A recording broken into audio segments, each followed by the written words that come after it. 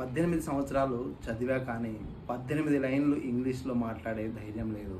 ఆ నిజం ఒక్కోసారి రాత్రిళ్ళు నిద్రపోనిచ్చేది కాదు. తప్పు వ్యవస్థదా మరి పరిస్థితులదా అంటే రెండు అని చెప్పొచ్చు. ఎందుకంటే ఆ రోజుల్లో నేను చదవడానికి తెలుగు స్కూల్ దొరకడమే గగనం. నా విద్యాభ్యాసం బ్యాక్ తిరిగి చూసుకుంటే మా ఊళ్ళో కాకుండా వేరే ఊళ్ళోనే జరిగింది. తెలుగు మీడియం చదవడం నా బలహీనత కాదు, కానీ ఒకవేళ నేను అక్కడ ఆగి ఉంటే మాత్రం పక్కా నా బలహీనత అయ్యేది. ఒక పెద్ద జాబ్ కొట్టాలనే నా కల కోసం ఉన్న జాబ్ని వదిలేసి సాకులు చెప్పకుండా కష్టపడడం ప్రారంభించా.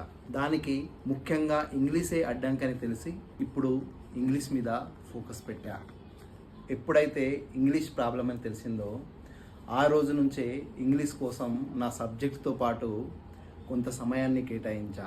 రోజు కోచింగ్కి వెళ్ళి రాగానే హోంవర్క్ ఫినిష్ చేసుకొని వొకాబులరీ నేర్చుకొని ప్రతిరోజు ఎలా మాట్లాడాలో ప్రాక్టీస్ చేసేవాడిని.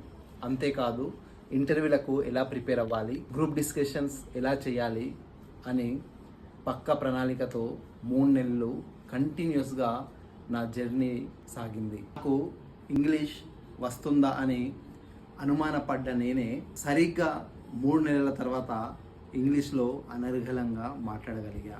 దీంతో నేను నేర్చుకున్నది ఏంటంటే భయం మనల్ని ఫ్రీజ్ చేస్తుంది, కానీ ప్రయత్నిస్తే ఏదైనా సాధించవచ్చు అని తెలిసింది.